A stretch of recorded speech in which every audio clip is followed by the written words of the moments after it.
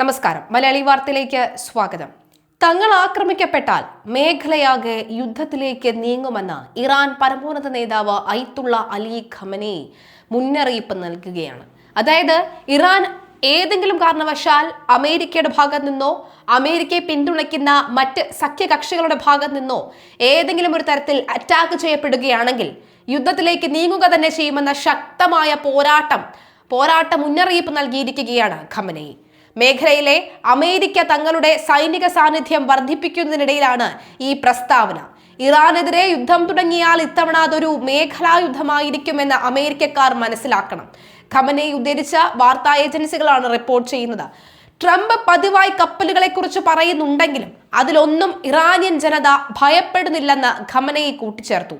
ഇറാന്റെ ആണവ പദ്ധതികളെ കുറിച്ചും രാജ്യത്തെ പ്രതിഷേധങ്ങളെ അടിച്ചമർത്തുന്നതിനെ കുറിച്ചും ട്രംപ് പ്രതികരിച്ചിട്ടുണ്ട്. ഇറാന്റെ ആണവ പദ്ധതികളെ കുറിച്ച് ചർച്ചകൾ നടക്കുന്നുണ്ടെന്നും തൃപ്തികരമായ ഒരു ഉടമ്പടി പ്രതീക്ഷിക്കുന്നതായും ട്രംപ് പറയുന്നുണ്ട്.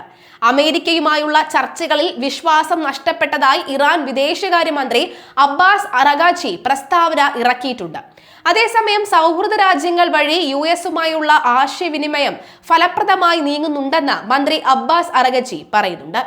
ഇറാനെതിരായ അമേരിക്കയുടെ സൈനിക വിന്യാസത്തിന്റെ ഭാഗമായി USS എബ്രഹാം ലിങ്കൺ വിമാനവാഹിനി കപ്പൽ മേഖലയിലേക്ക് അയച്ചിട്ടുണ്ട്. അറബിക്കടലിൽ അമേരിക്കൻ സൈനിക സാന്നിധ്യം വർദ്ധിച്ചിട്ടുണ്ട്. അതിനിടെ ലോകത്തിലെ ഏറ്റവും പ്രധാനപ്പെട്ട കപ്പൽ പാതകളിലൊന്നായ ഹോർമൂസ് കടലിടുക്കിൽ ഇറാൻ നാവികാഭ്യാസം നടത്താൻ ഒരുങ്ങുന്നുണ്ട്. ലോകത്തിലെ ഊർജ്ജ വിതരണത്തിന് ഏറെ പ്രാധാന്യമുള്ള പാതയാണ് ഇത്. യുദ്ധമുണ്ടായാൽ ഈ മേഖലയിൽ അടക്കം തടസ്സപ്പെടുമെന്ന സന്ദേശം കൂടി പകരുകയാണ് ലക്ഷ്യമെന്ന് കരുതപ്പെടുന്നു.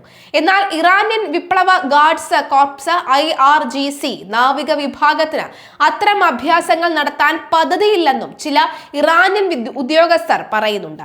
ലോക വ്യാപാരത്തിന്റെ 1/5 എണ്ണയും ഈ കടലിടുക്ക് വഴിയാണ് കടന്നുപോകുന്നത്. ഇറാൻ ആക്രമിക്കപ്പെട്ടാൽ ഈ കടലിടുക്ക് അടച്ചിടുമെന്ന് ഇറാൻ മുമ്പ് ഭീഷണി മുഴക്കിയിരുന്നു.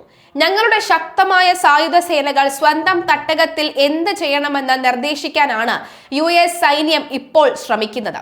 മന്ത്രി അറാഗച്ചി പറഞ്ഞ വാക്കുകളാണ് ഇത്. അതേസമയം ശനിയാഴ്ച ഇറാനിലുണ്ടായ 2 സ്ഫോടനങ്ങൾ രാജ്യത്ത് ആശങ്ക വർദ്ധിപ്പിച്ചു. തുറമുഖ നഗരമായ ബന്ദർ അബ്ബാസിലെ ഒരു കെട്ടിടത്തിലുണ്ടായ സ്ഫോടനത്തിൽ ഒരാൾ മരിക്കുകയും 14 പേർക്ക് പരിക്കേൽക്കുകയും ചെയ്തു. ഗ്യാസ് ലീക്ക് ആണ് സ്ഫോടനത്തിന് കാരണമെന്ന് അധികൃതർ പറഞ്ഞു. റവല്യൂഷണറി ഗാർഡ് കോർപ്സ് നാവിക കമാൻഡറെ ലക്ഷ്യമിട്ടാണ് സ്ഫോടനം നടത്തിയത് എന്ന സോഷ്യൽ മീഡിയ റിപ്പോർട്ടുകൾ ഇറാൻ നിർദ്ദേശിച്ചിട്ടുണ്ട്. തെക്കു പടിഞ്ഞാറൻ നഗരമായ അഹ്വാസിൽ മറ്റൊരു സ്ഫോടനത്തിൽ 4 പേർ കൊല്ലപ്പെട്ടു. ഇതും ഗ്യാസ് ലീക്ക് മൂലമാണെന്ന് അധികൃതർ പറഞ്ഞു.